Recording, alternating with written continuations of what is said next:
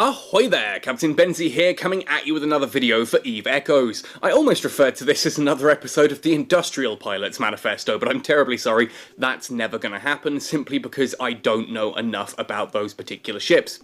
Now, in today's video, what I wanted to do is have a look at a couple of other ships that exist currently only on the Fulmination test server. We've seen these briefly in the open beta test and in the final test, that's the December 2019, January 2020, and the June-July 2020 betas, before the game launched, having a look at both of these ships, but obviously I'm aware that a lot of my viewers, a lot of you folks, were not around during those two times and may have an interest in these ships.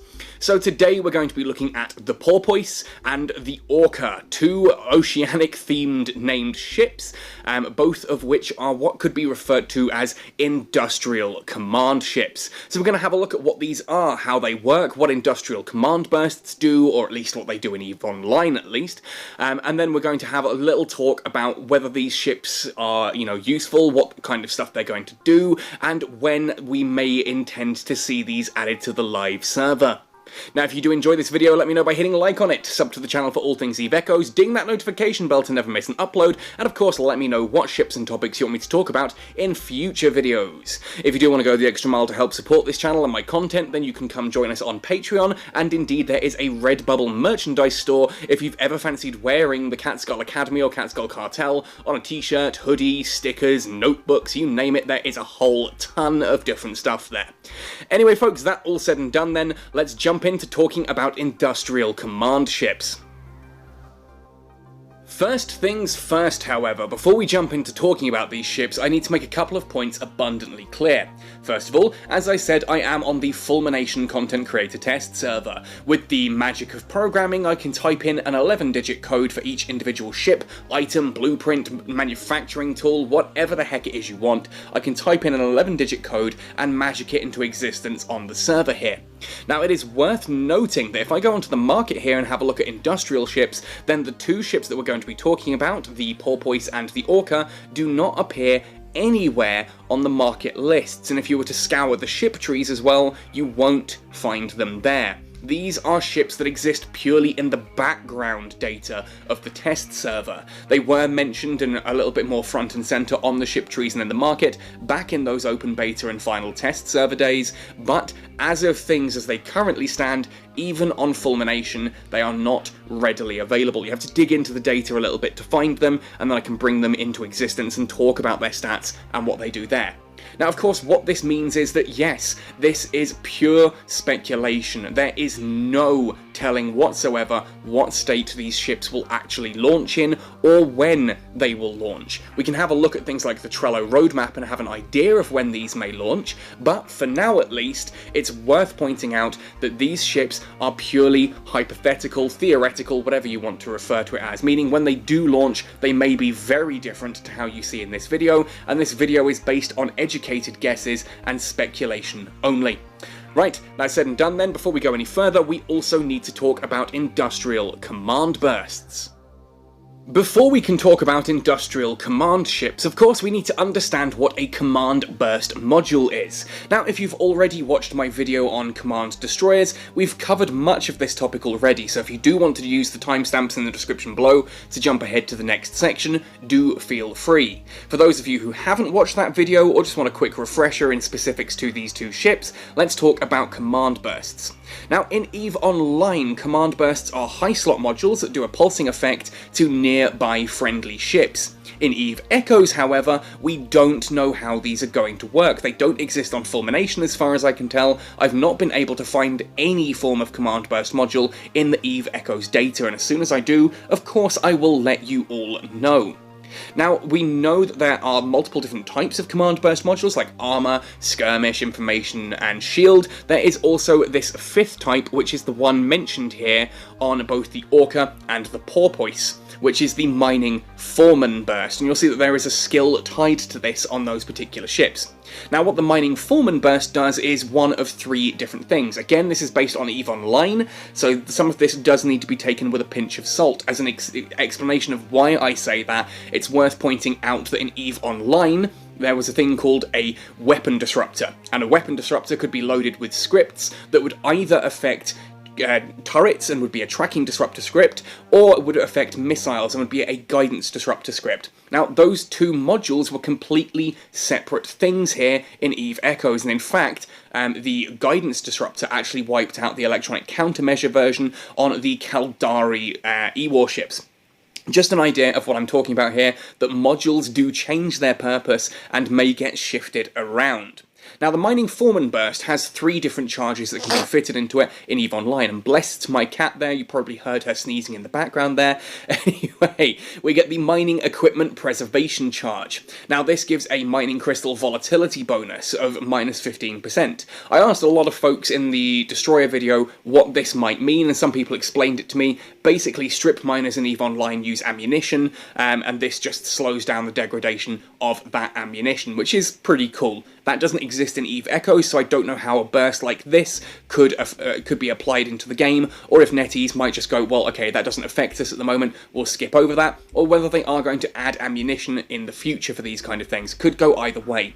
The second burst is a Mining Laser Field Enhancement charge, which gives an increase to the module range bonus of mining and survey equipment. So that means if you're going to be using like strip miners or mining lasers, you're getting additional optimal range, etc. out of those if you're hit by the burst. The final one then is a Mining Laser Optimization charge, which gives a duration and capacity use reduction to any mining equipment in range. So for example, if you're using mining lasers or strip mining lasers, they will cycle faster, thus increasing your yield time, decreasing your yield time, and they will also reduce the amount of capacity used in those systems accordingly. So it means you get a much more effective mining fleet with one of those bursts hitting the group around you. That in itself is pretty exciting. I know there's a lot of industrialists who are big on sort of getting maximum efficiency out of everything, so having one of these ships capable of doing a Mining Foreman burst using a Mining Laser Optimization charge is a great way of ensuring that all of those ships nearby are getting bonuses.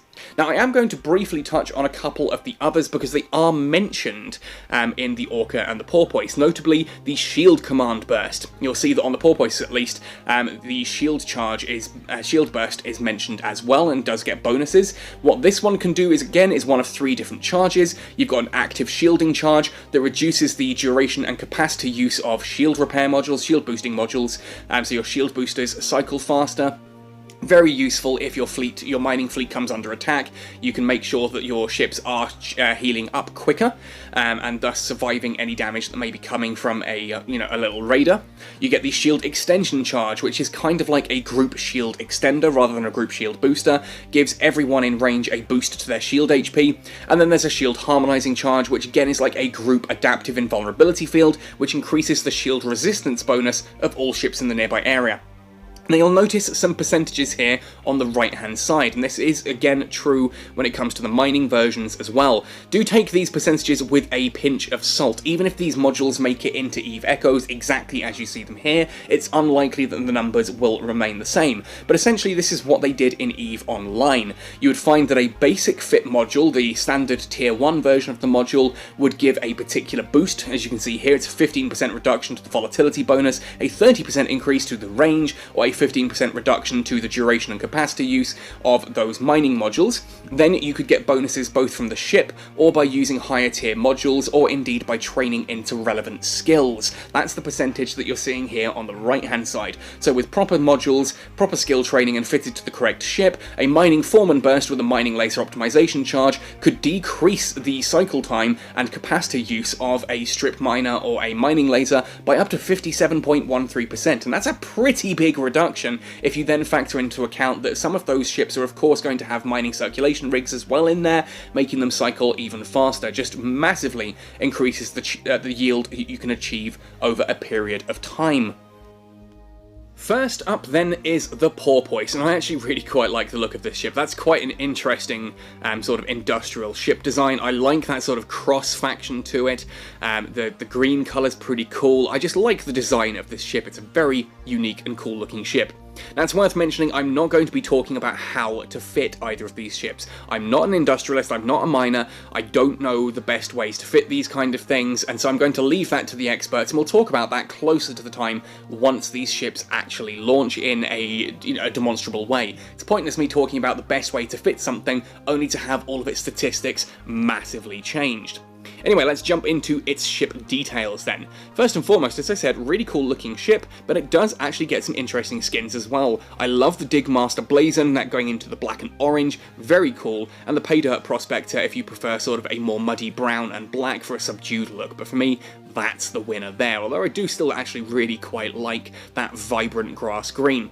Anyway, as for attributes and fittings, the Porpoise first of all has 3 drone tubes, 3 high slots, 3 mid slots, 4 low slots, and then 3 of each of the combat and engineering rigs. This essentially, if you look at it, means that you can have a good amount of drones there on the Porpoise, which can be used as combat and defense. The mid slots there again can be things like warp scramblers and stasis webifiers to help support your fleet. Then the 3 high slots could be something to the effect of mining lasers, and that, not strip miners obviously, but could be mining lasers to help with the actual yield itself, or you could even fit things like missiles or cannons on there just to help defend your fleet a bit more and be sort of an overseer commander, which is a pretty cool way of playing a ship in fairness. I do like the idea that actually you can still have something like a Hurricane using one of these mining foreman command bursts, but it makes more sense for something like a Porpoise or an Orca to be flying simply because it is, it's more catered towards it. It's also worth noting that at this point of time, as I'm looking at the Porpoise here, this is a Tech 9 ship, so a lot of us should be able to fly these now or fairly soon if they're added to the live server. Cargo hold is not overly large for an industrial ship, it's only 1,000 cubic meters, which kind of suggests that this is not really meant for mining, but rather as a pure support vessel in its capacity. It's got a decent defense of 24,780, the vast amount of that there is in structure and in shield. Now this means of course you're going to be using shield tanking as best as possible on these kind of things, and if that fails you're probably going to chip through the armour fairly quickly and then be sitting in a very large structure tank. It's going to take a while to chip through that structure. Capacitors and power grid are pretty large as well, 539 megawatts and 2,877 gigajoules accordingly. I'm getting the feeling that looking at these command destroyers and these command industrial ships, that the capacitor usage of command bursts is going to be pretty monstrous, because they've all got humongous capacitors, which I suppose just would, that's evidence for my theory at least. If all the ships that are using command bursts suddenly have massive capacitors, it kind of insinuates that there's a reason for that, which does then worry me on second thoughts when you look at things like the Hurricane, the Harbinger, the Drake, and other ships that, other battle cruisers that can fit command bursts. Well, if command bursts are capacitor heavy and those ships are already very capacitor imbalanced, it's going to really screw them over if they try to fit command bursts, but I suppose that's a fitting choice, and again it's something that may be addressed in the future by NetEase. Looking at the rest of the stats here though, we've got a fairly nippy flight velocity, 376 meters per second, which for an industrial ship of this size is actually quite surprising.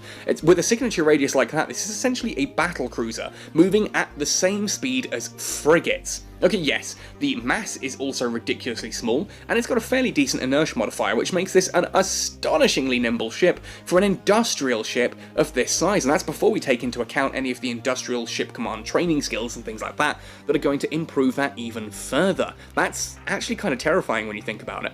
Trait description though, you'll see there's some interesting stuff going on here. First and foremost, I talked about fitting missiles and command bursts and cannons and that to the high slots, but what about remote shield boosters? Here you can see that the Porpoise gets a 200% increase to the optimal range of any remote shield booster that is fitted to it. Then it can also have the command bursts underneath, which again get additional range, 25% increase to a command burst effective range as a roll bonus. Now that means you're getting a longer range to the command burst, and you're getting the ability to essentially be a logistics ship for your miners. It means that if someone jumps into your particular belt, like you get someone jumping in a Hound or an Interceptor or something, you can sit there and heal up your friends whilst support comes and grabs them.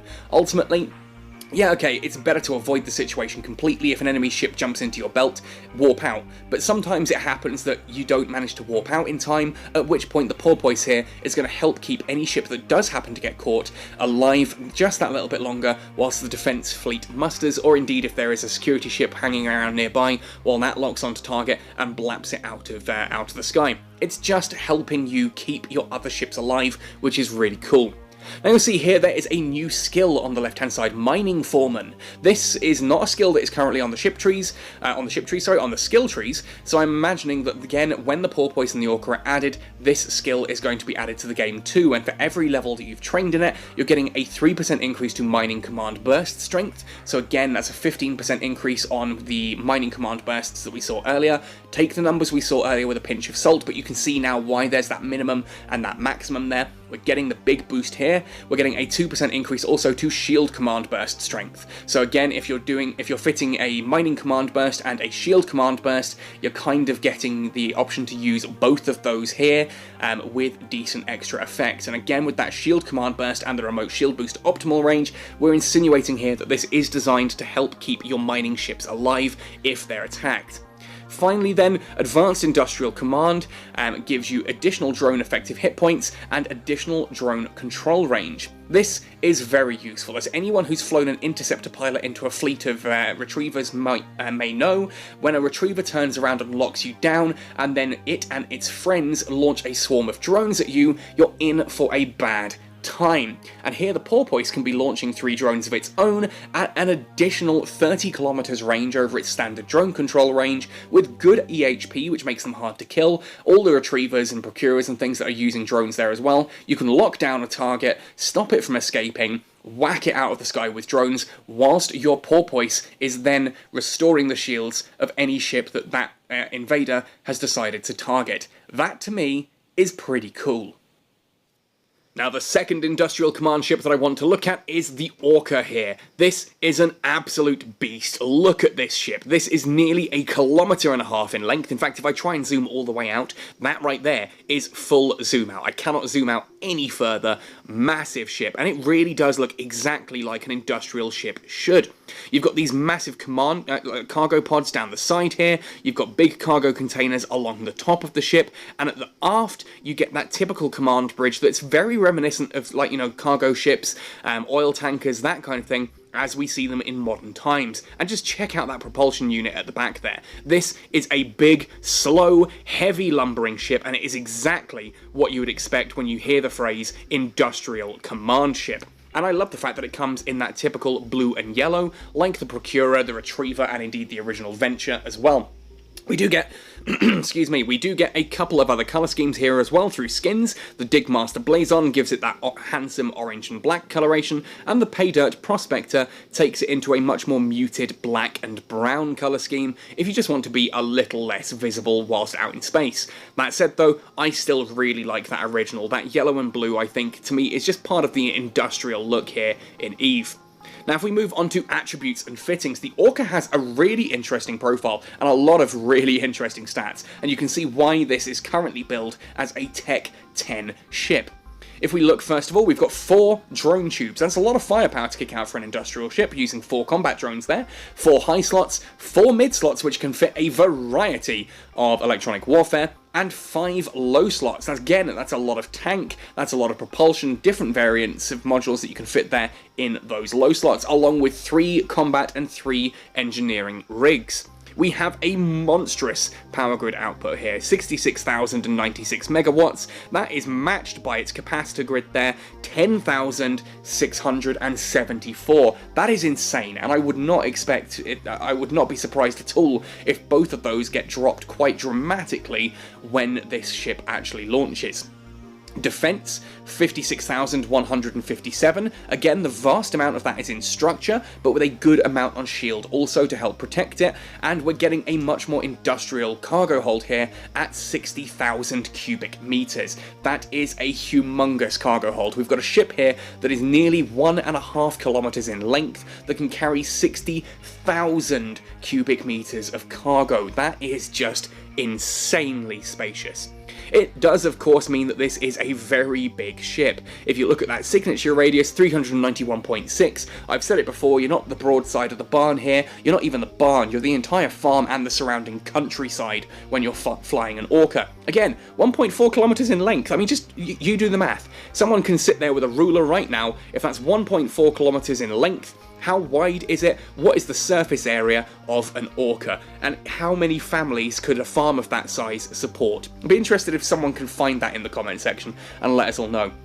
Scan resolution is probably the lowest I've seen on any ship ever, so if you're locking onto rocks, obviously it's going to take a bit of time. If you're locking onto other ships, it's going to take even longer. Certainly, scan resolution here is one of those things that you're going to start the lock-on process, put the kettle on, make a cup of tea, come back, have a couple of sips, dip your biscuit in, and then start doing whatever it is you wanted to do in the first place, if you remember. Mass is, again, as fittingly, massive, with a very low inertia modifier. The Orca is the epitome of slow, cumbersome, and just, it's hefty. This is a big, beefy boy. Trait descriptions though, the roll bonuses here are very similar to the Porpoise, with a couple of sort of increases and differences here and there. First of all, looking at the roll bonuses, we're getting a remote shield boost optimal range increase, this time of 300%, so you're tripling your range rather than just doubling it, or you're quadrupling it rather than tripling it. I forget how that works exactly. But that means that if you're using remote shield boosters in those top slots, you're going to be able to hit the majority of your mining fleet from quite a considerable distance. We have the ability to fit command bursts again, and this time around they're getting a 50% increase in their effective range rather than a 25% increase, which again just means that the Orca can sit in the middle and be hitting more ships around it. It can hit a massive sphere of influence around itself, which is, again, it's an industrial command ship. The entire point there is that command variant. You need to be able to hit everyone in the fleet, or you're not really doing your job properly. Now, again, the Mining Foreman skill comes up, though this time around it is Expert Mining Foreman skill, and it's giving a 5% increase to Mining Command Burst Strength and a 3% to Shield Command. Now, it's notable that in all other ships that I've seen that have these bonuses, it's normally a 3% and a 2% bonus for all 15 and 10% respectively. This is giving a 25% bonus on Mining Command Burst Strength and then a 15% on Shield Command. This is a ship that is very much designed to squeeze the most out of those command burst modules. Again, you've got the mining command burst, which is making your mining fleet much more efficient, and you've got the shield command burst, which will help with survivability if any interloper happens to jump into your belts whilst your security deals with them. We're then getting Expert Industrial Ship Command, which I'm sure many of you will already have trained. Certainly by the time you hit Tech 10, you should have it trained. Drone EHP up 20%, so 100% additional drone effective hit points, and 12 kilometers of drone control range. Again, that's an additional 60 kilometers of drone control range, meaning your drones can be sent out to anywhere. And ultimately, let's have a look. What size are these drone tubes? They're large drone tubes, which means you can fit sentry drones in there. That's a key point. You can fit sentry drones, and they will be able to fire at a cold distance of at least 80 kilometers, and if you've trained the drone skill right the way up, that could be up to 90 kilometer drone control range that you're getting there before we even look at rigging this thing. That means that you get a lot of firepower out of those drones, a lot of support functionality. Any interloper jumps into the belt, you are there to help protect your fleet and to also assist in the destruction of anyone who happens to get too close, and you're getting the mining command burst strength there, which makes you a considerable advantage to have around, simply for the amount of stuff that you're able to mine. Imagine taking an Orca and an entire fleet into a condensed belt, how quickly you can strip that down. We're looking at you, GenFed. I got news recently that one of the fleets, while I was away getting rabies jabs, one of our fleets took a attack to one of GenFed's stations. One of our pilots docked up, built a retriever, and then dropped it out into space and completely cleared a belt, an intumescent belt, whilst the defense was going on, which personally I find hilarious. Quick side note here. A lot of you say, I get comments on like Reddit and that all the time, or keep the passive-aggressive comments out. This is a game. EVE is designed around this propaganda war. GenFed, I love you guys. You give us great content. You have a good fight. You guys come out with all some cool memes and little like digs at us here in Void. We're going to do the same right back. It's all in good spirits. Just don't take it personal. Mocking GenFed or mocking Void is one thing, mocking me or other pilots directly is another thing entirely. Anyway, that's the Orca then, but when can we expect to see these? Let's have a look then at the Eve Echoes dev roadmap on their Trello page, and we can have an idea here of possibly when these ships might be added. Now this has changed since I did the video on what was supposedly coming, and obviously part of that is because we're now in February 2021, so the January page has dropped off, but there have been a couple of bits here and there moved as well. So obviously February was the Valentine's Day event, the Guardian's Gala, and the first version of the insurance system, an update for which is coming here in April, but I want to draw your attention here to March, Compressed Ore.